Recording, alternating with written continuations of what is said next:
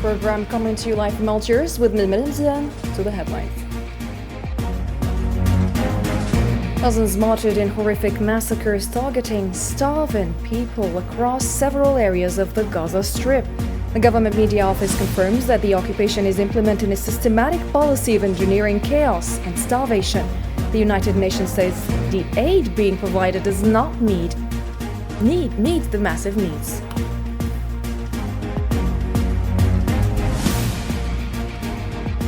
Fighting intensifies in Sudan. The army advances toward the borders of Kordofan and the Darfur region. International warnings of hundreds of thousands of people being besieged in Al-Fasher and rising civilian casualties amid escalating clashes. Al-Menfi and Guterres discuss ways to advance the political process in Libya. The UN mission stresses the need to form a unified government in the country, implement the new roadmap successfully, and affirms that elections are the only path to resolving the crisis.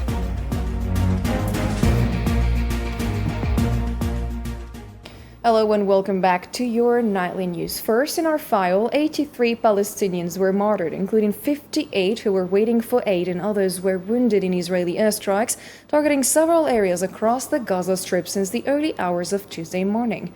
Medical sources in the Strip reported that Nasser Medical Complex received 5 martyrs after an airstrike hit a displacement tent west of Khan Yunis in southern Gaza.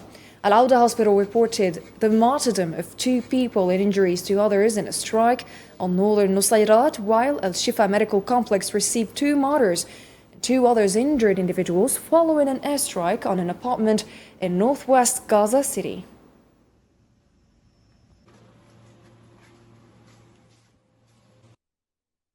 A number of Palestinians were martyred and others injured at dawn on Tuesday as Israeli occupation forces targeted civilians in Khan Yunis, south of the Gaza Strip. According to local Palestinian sources, Israeli warplanes carried out an airstrike on a displacement tent west of Khan Yunis, killing 5 Palestinians and wounding others. Additionally, 3 Palestinians waiting for food were martyred in El Tina Street in the southern part of the city.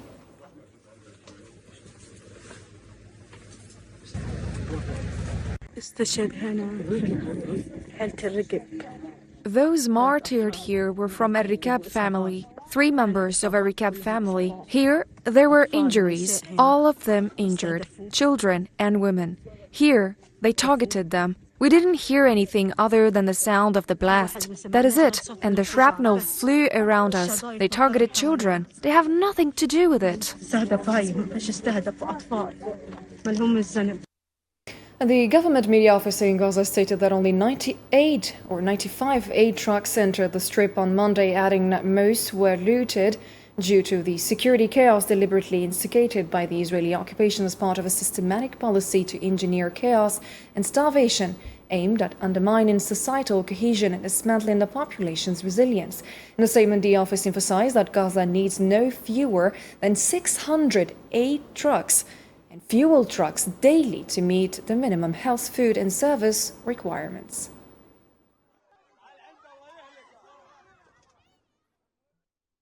The occupation continues to enforce a starvation policy on more than 2 million Palestinians in the besieged Strip. This policy has exacerbated the tragedy of the starving population, with rising death tolls among them. Meanwhile, the occupation persists in preventing food from entering and continues to massacre the hungry at 8 distribution points. Usama Ayadi has a report. Here in the Gaza Strip, starvation races bullets. People are trapped between being killed by bombing or dead by starvation. These are the arms of death when the occupation excels in humiliating and killing Palestinians. Testimonies previously issued from the heart of Gaza by doctors, relief workers and others have all been ignored or at least passed unheard.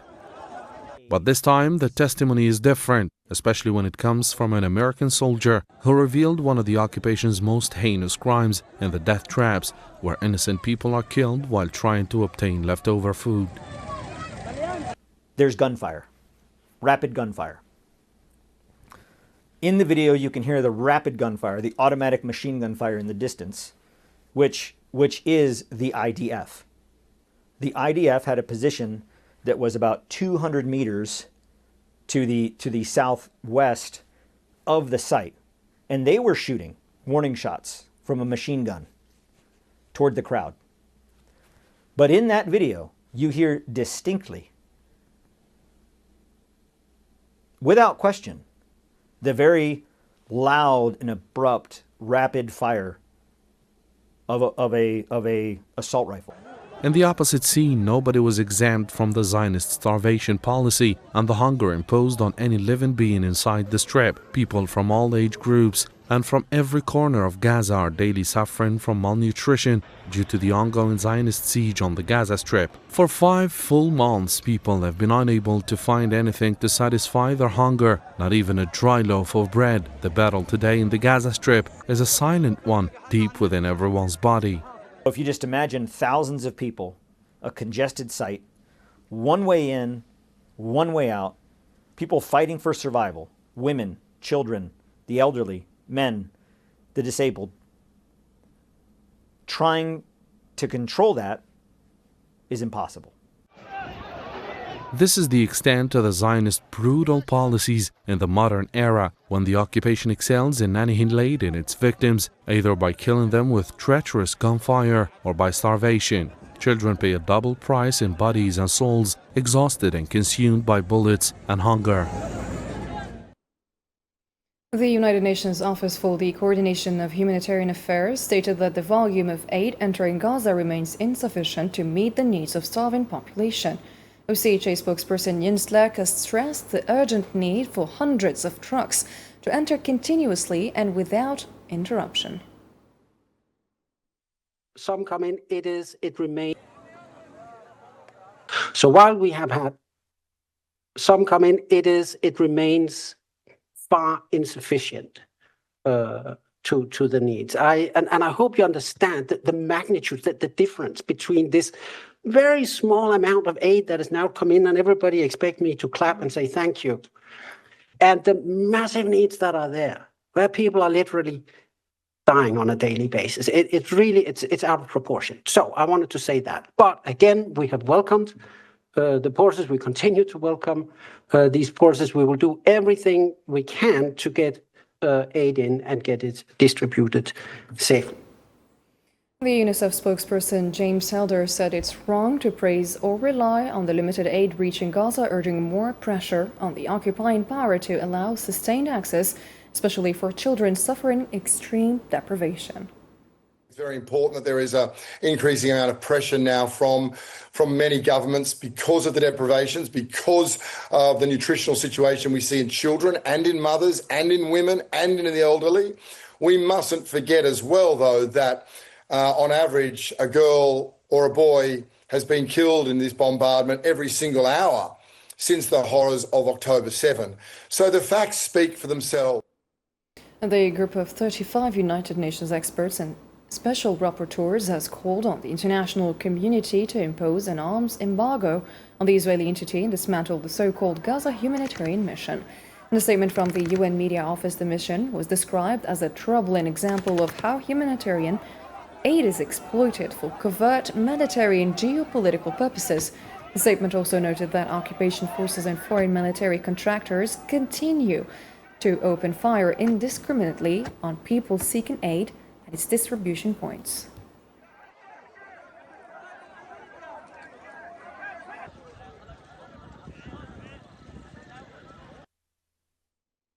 Algeria's permanent representative to the UN, Ammar Ben Jama, delivered a speech Tuesday during a UN Security Council session on the situation in the Middle East, notably also in occupied Palestine.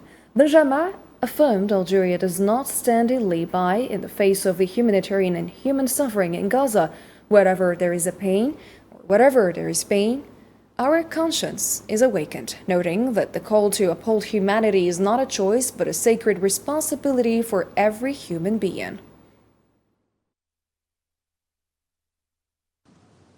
Since the month of March,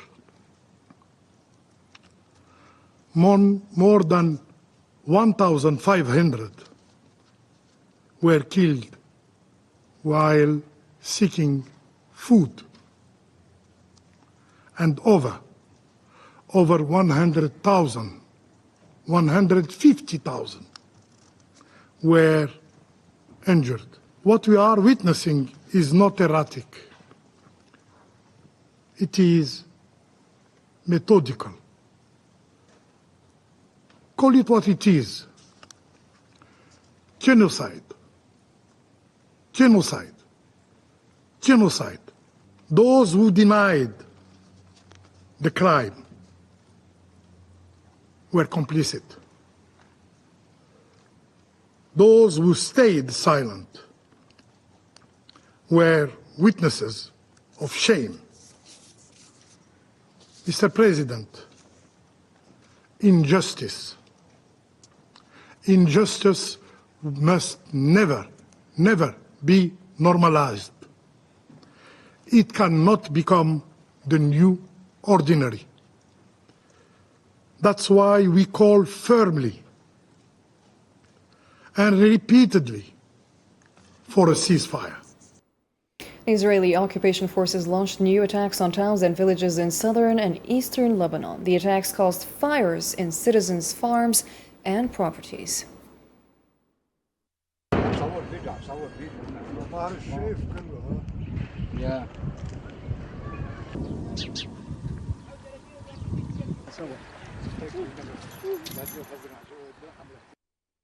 Hezbollah Deputy Secretary General Naail said Tuesday that the party would not accept any timetable for disarmament or stripping Lebanon of its strength under the pressure of Israeli aggression.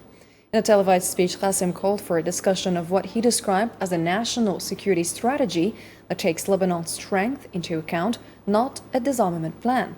He emphasized the need for the cabinet to include a provision to confront Israeli aggression and preserve sovereignty, stressing that resistance in Lebanon is enshrined in the constitution.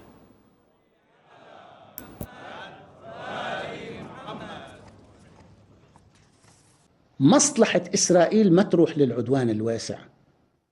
It is in Israel's interest not to resort to a broad aggression, because if they resort to a broad aggression, the resistance will defend, and the army will defend, and the people will defend. This defense will lead to rockets falling inside the Israeli entity. Moving on to the Sudanese file, the Sudan Liberation Army movement announced that its forces, in coordination with joint forces and popular resistance, has achieved a new victory over the rapid support forces advancing toward the borders of Kordofan and the Darfur region. In a statement to R24 News, the movement's leader, Akad Abdel Jabbar ibn Kunni, emphasized that the Sudanese army remains ready and vigilant to foil the plans of the rapid support forces and liberate every inch of the country.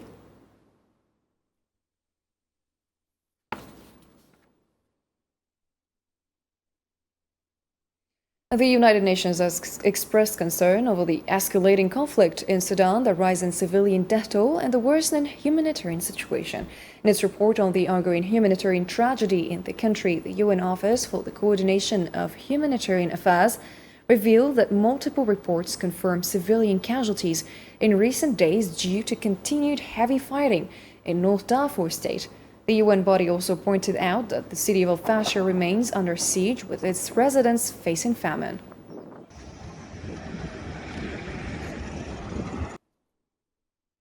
The United Nations has stated that the presence of landmines in various locations across Khartoum in Sudan adds a new and dangerous level to the threats facing civilians. The UN Secretary General's deputy spokesperson Farhan Haq confirmed the discovery of anti-personnel and anti-vehicle mines in different areas of Sudan, including Al-Murqan, Umdurman, and Khartoum Bahri.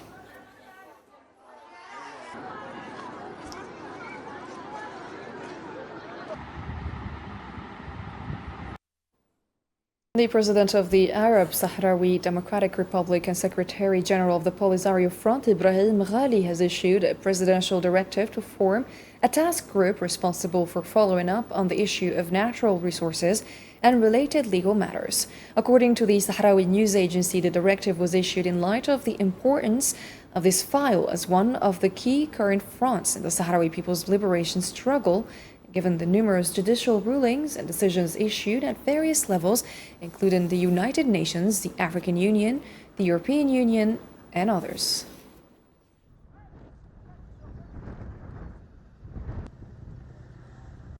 And moving on now to Libya, the Libyan Presidential Council President Mohammed al-Menfi held talks on Tuesday with United Nations Secretary General Antonio Guterres on the sidelines of his participation in the third United Nations Conference on landlocked developing countries held in Al-Azhar, Turkmenistan.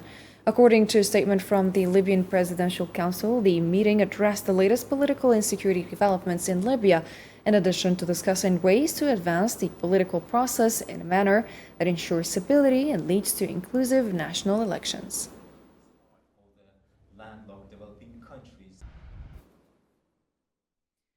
The UN mission in Libya stressed the need to form a unified government in the country. UN Special Representative to Libya Hannah Tete stated in comments published on the mission's Facebook page that despite the consultations held in Libya, the nationwide outreach process regarding the advisory committee's proposed conditions and roadmap options, and the feasibility of implementing them, it remains essential to establish a unified government.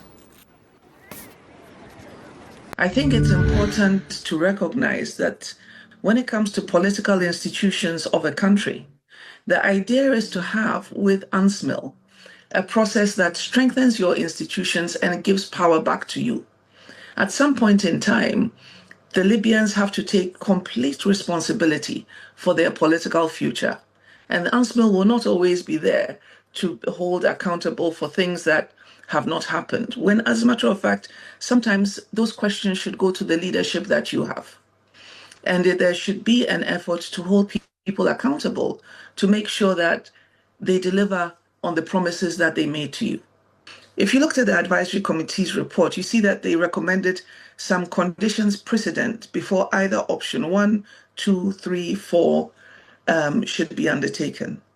In the poll that we have conducted, you see that some of the questions that we have asked and in the outreach that we have undertaken, we've also been asking the Libyan public, what do you think of these things? And how feasible do you think it would be to implement that? We think it's important to have a unified government. How that unified government comes about is a matter that will be part of the negotiation of the roadmap. And how we select that, again, will be informed by the Libyan public's feedback on where they want us to go with.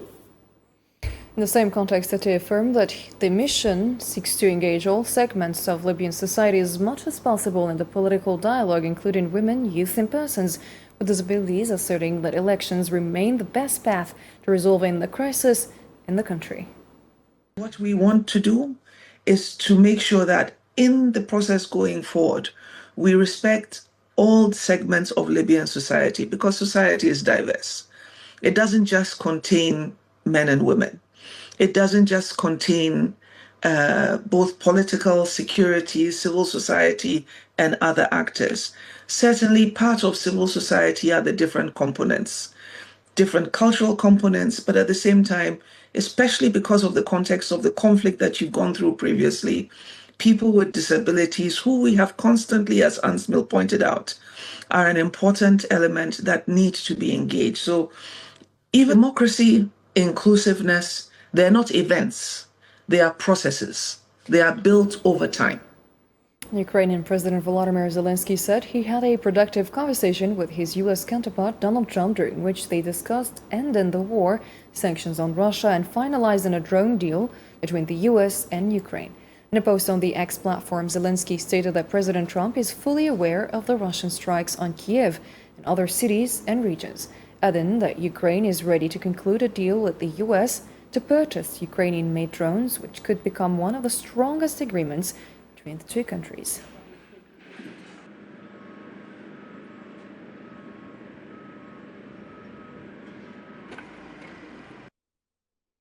U.S. President Donald Trump said on Tuesday that he threatened a significant increase in tariffs on India within the next 24 hours. In an interview with CNBC, Trump described New Delhi as a bad trade partner, announcing plans to impose tariffs of up to 250% on imported pharmaceutical products.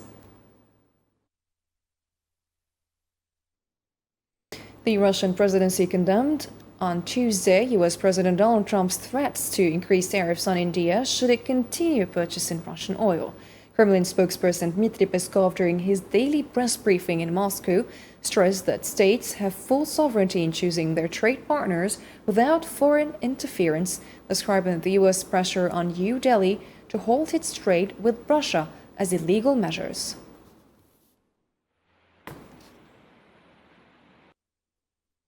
Algerian President Mustab Majid Tebboune extended his heartfelt condolences and sincere sympathy to all the personnel and staff of the Civil Protection Service, as well as to the families of the victims of the crash of a civil protection helicopter that occurred Tuesday at Farhat Abbas Airport in Jijel. The civil protection helicopter crashed immediately after taking off from Jijel Airport during a training mission, resulting in the loss of its crew members, including their instructor of foreign nationality.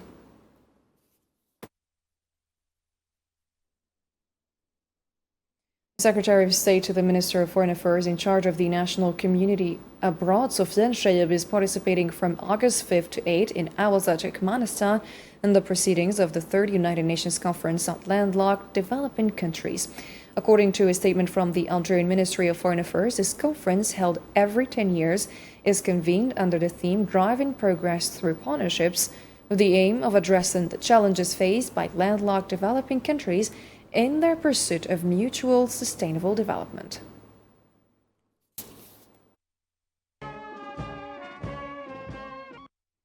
And at Expo 2025 in Osaka, Algeria is presenting a pavilion that reflects both its historical depth and its future ambitions, with the theme for a sustainable future. The pavilion focuses on key national priorities such as health, food security, clean energy, and urban development. A central feature of the pavilion is Noor, a virtual guide who walks visitors through different stages of Algeria's development and also highlights Algeria's current efforts in sustainable innovation and technology.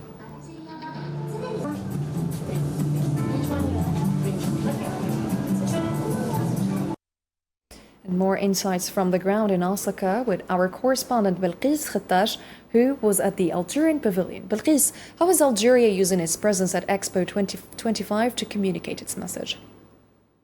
Algerian participation at Expo 2025 Osaka is a bold statement of national pride, ambition, and forward-thinking leadership.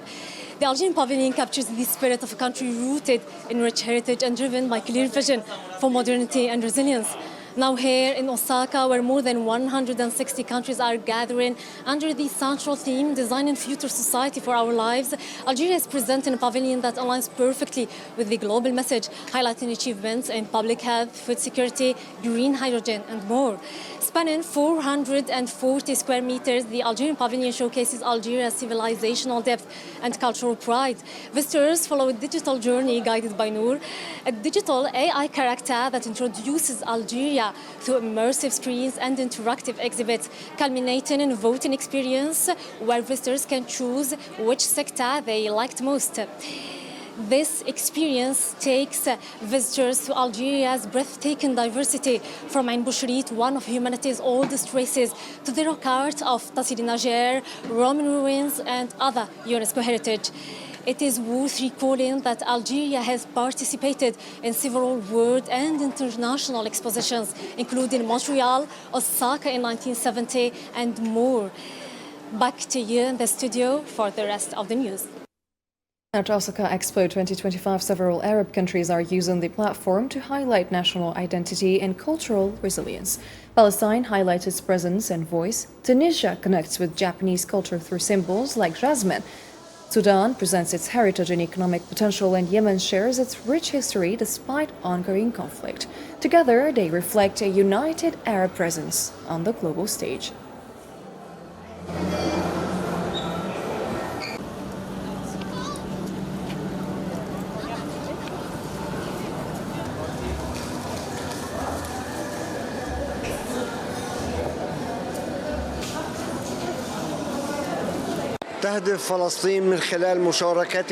Palestine's participation in Expo Osaka 2025 is driven by three key goals. First, to assert our existence. Through this presence, we are sending a clear message to the world. The state of Palestine exists and no one can erase it from the map. No matter how hard Israel tries, Gaza is just the latest example of those efforts. The second goal is to show that Palestine is more than just conflict and devastation. It's home to a vibrant people, a living culture, an everyday life that continues despite everything.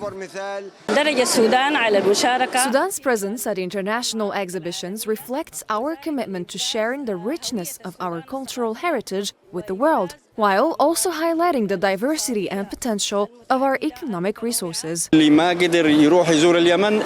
those who haven't had the chance to visit Yemen, we've brought a piece of Yemen to them.